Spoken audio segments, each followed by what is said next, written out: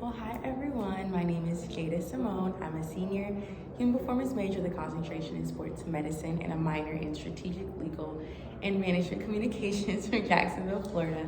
It is quite a mouthful. I appreciate that. Well, it's good to have you here. You look good. I appreciate you coming on the show. And so why Howard? And would you recommend? And who was your top three coming out of high school? Great question. So my sister went to Howard. Well, let me start from the top. So I wanted to go to University of Florida. Unfortunately, I did not get in. God had other plans for me. But my top three were University of Florida. I want to say University of South Florida. And actually, Howard was my number three, I think. I can't remember like specifically. But so I went to predominantly white high school, and so I honestly really didn't think I was going to fit in, which surprisingly there are a lot of students here who went to a PWI, and since my sister went here, she kind of gave me like the ropes and everything like that. And yeah, I feel like I kind of flourished here, especially being like NFL cheerleader, going from like Bisonets to that. I feel like I always wanted to do like NBA or NFL cheerleading, so Howard's really the reason for the season, you know. So like I feel like just getting into this school was an accomplishment. So yeah. So how did that transition really help you going from Bisonets to now the Washington Commanders? Yeah, I feel like it was virtual, so everything was completely online. We met for practice, I believe Monday through Thursday, online, and the audition process was, I want to say it was 2 videos. It was a jazz routine, it was a hip hop routine, and then we had our trial week. So just kind of like doing that and learning. I think I kind of gained my sisters the most, and I still talk to them to this day. Just the discipline, honestly, and like making sure you know the history, making sure you know the culture and the ins and outs of what it means to be a teammate, what it means to be a part of the team, being a member, just things like that, and like different nuances. And actually, fun fact, the previous coach, Ayana, she was one of the judges for the Command Force auditions. I know, it is Small World, yes. Absolutely adore her.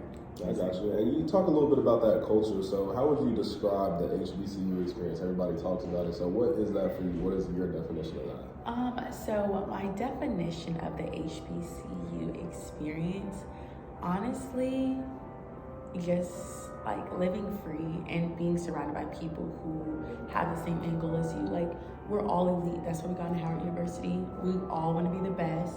So just being surrounded by like minds, and it's really kind of hard to say if you're not here, but I'm just kidding. You gotta experience it. Yeah, I was just like, it's just like going to HBC, the illustrious Howard University. Like, just going here, like our Howard homecoming is like no other. It's really just being surrounded by people who truly care about you and they want to see you succeed, and that's really all I can really say. So if you're thinking about going to HBCU, I highly recommend. Of course, I'm biased, come to Howard, but definitely go to HBCU. I would not trade it for the world. I second that.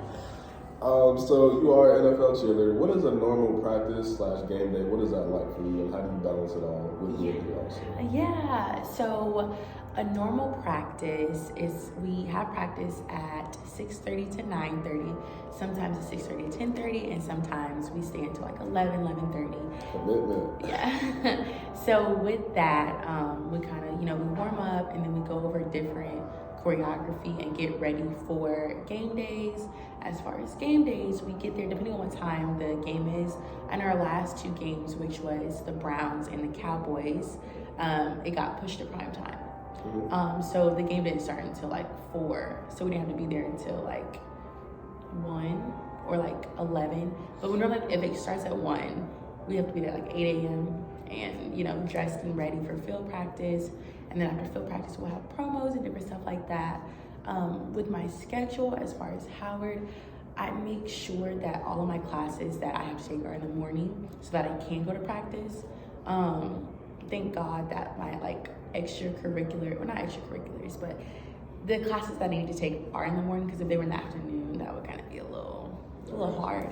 But I would say the coaches are very flexible, and they make sure that like you make time for like what you need to make time for, like different stuff like that. But I got you. And you are a trainer for us here, so how do you balance that on top of everything else? Yes, so you just do it all. You know, I guess, you know, I just definitely want to be humble about it all the time. And I feel like sometimes, sorry, I'm kind of straying away from the question, but I feel like I don't hype myself up enough about it. Because like when I first got it, like I was like in tears. I was so excited. But I feel like I don't give myself enough credit. Like when someone says you're an NFL cheerleader, I'm like, yeah, like I am. Like I should have like, yeah, like I am. Like I'm an NFL cheerleader. But student trainer, yes. So with that, different sports, since football is the largest, I did want to do football. It kind of depends on like what the schedule is for each athlete. I mean, you know, but it's different for each sport. Yeah. It's different for each sport. So since I do have to be to practice around like, I leave DC around 5 because we practice in Landover, Maryland at the field, at FedEx Field. And so I leave around 5 because of traffic to get there by like 6:15, you know, early bird catches the worm. However, I know I was there for training camp last year at the beginning of like August, and we had to get up at like 5 a.m. and be there by 6, or like 6 a.m. by 7 for y'all's training camp. And so that's, yeah, those days. But yeah, kind of doing that and just really being dedicated. If I wasn't dedicated and wasn't passionate about sports medicine, especially dance, like I definitely would not be doing it. But no, it's super fun, and like just being with great people like Brock, like it's just really fun, and like the people make it a great experience. I appreciate that. Yeah. So where do you see yourself in 10 years since you do everything now? Okay, so in 10 years, I hope to be a millionaire. I do want to try for the Golden State Warriors, to LA or San Francisco, and try for the Warriors. I currently work at a brokerage right now. So although I am majoring in sports medicine, I do plan on getting my real estate license, maybe kind of establishing my roots here. A little more short-term goals-wise, I'm in my real estate professional assistance degree in March. So I'm super pumped for that. But congratulations. Thank you. So definitely getting my real estate license, just becoming established and just having financial stability, and with a boyfriend or a husband, hopefully a husband. And yeah, probably in LA with like a big house and millions and like big dreams. I love it. Yeah, wherever God takes me. Amen to that. All right, and last but not least, what advice do you have to incoming college kids and people who are still new in college like myself? Yeah, absolutely. The biggest thing I can say, always put yourself out there. Like, if you think you look stupid, like, I'm sure you don't, because I'm sure somebody else wanted to do it, but they didn't. Always put your best foot forward. There's actually this book, it's called The 4 Agreements. A senior from last year put me on, her name's Aria. So if you're watching this, hey girl. She put me on, it's called The 4 Agreements, but one of them is be impeccable with your word. So impeccable means like without sin, like without lying. So like always stay true to yourself, staying true to what you're saying. Like you say, I'm gonna get up at 6 a.m. Don't get up at 6:01, don't get up at 6:30, like be up, which is something I'm still trying to wake up on time. Yeah, but be feeling good, especially if it got cold. Right, it is very cold, yes.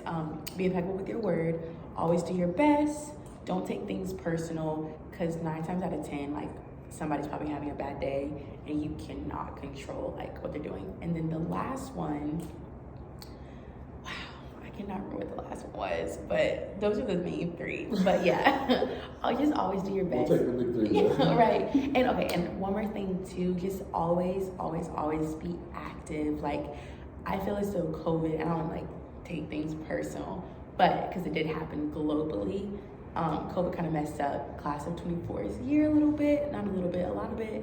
And I feel like that kind of limited to what we could and couldn't do. Like, quad stroll, we didn't stay in quad, we didn't have that experience, so we couldn't audition for the quad set team or whatever the case may have been. So just always put yourself out there, always do activities, like, because I feel like now, I'm not saying I feel like this, but you don't want to feel regret when you graduate, because college is only 4 years. And since I did take dual enrollment in high school, I'm technically finishing early. So I'm a senior now, so I'll graduate in the fall. However, I'm trying to make sure that I do everything that I want to do, because, you know, we only get 4 years here. And like 5 years from now, none of this is going to matter. It's going to be a whole new group of students, a whole new group of people. But yeah, keep pushing. Always do your best. Pray. Yeah. Amen to that. Well, I appreciate you coming on the show. That's all we got for today. Y'all stay tuned for the next video. I'll see y'all later.